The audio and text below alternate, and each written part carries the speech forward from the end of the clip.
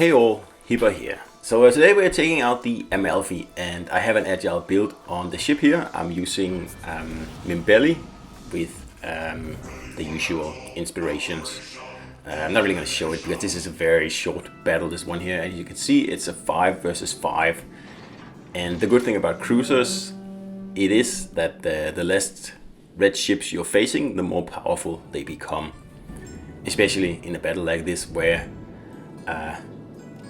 you should really only run into a maximum of 2 enemy ships at each cap instead of 3, and it just makes it a lot easier as a cruiser to dictate the battle, and that's why I'm also just heading straight in, because there's really no point sitting back. There's only one battleship on the enemy team, and I mean, there's not like 3 or 4 that'll take turns trying to death strike you while you're getting into position.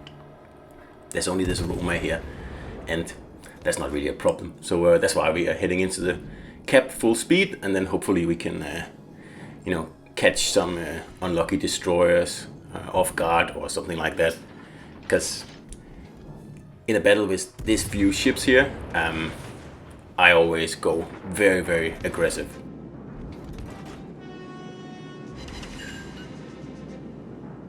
So that means worst case scenario is that I run into a destroyer and a cruiser inside this cap here, and that's not really much of an issue. And as you can see, I'm attracting everybody's fire, so that means that really C and B are pretty much left undefended, which is of course a bonus. So I'm just trying to see if I can cap in peace and quiet here, but there's someone already in the cap, so that means that we'll have to chase them out. So if someone is capping here, then really there's only 2 places they can be. And the first place is behind this island here right in front of me.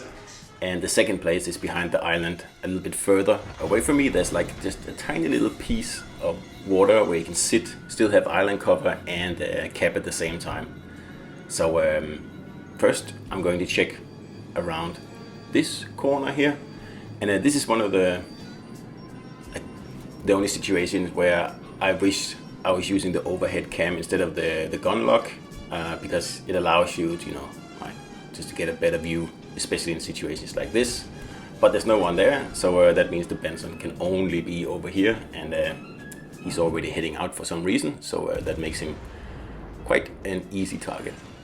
So there's 2 destroyers on the enemy team, so obviously they are targets number 1, as always. It's always the case, but especially in a small battle like this, because if you can remove 2 destroyers out of the 5 ships, so one of them just got taken out there, so all we have to do is remove this Benson here, and then this battle here is almost a guarantee win. And of course I don't have sonar in the ship here, so you have to be a little bit careful when you engage in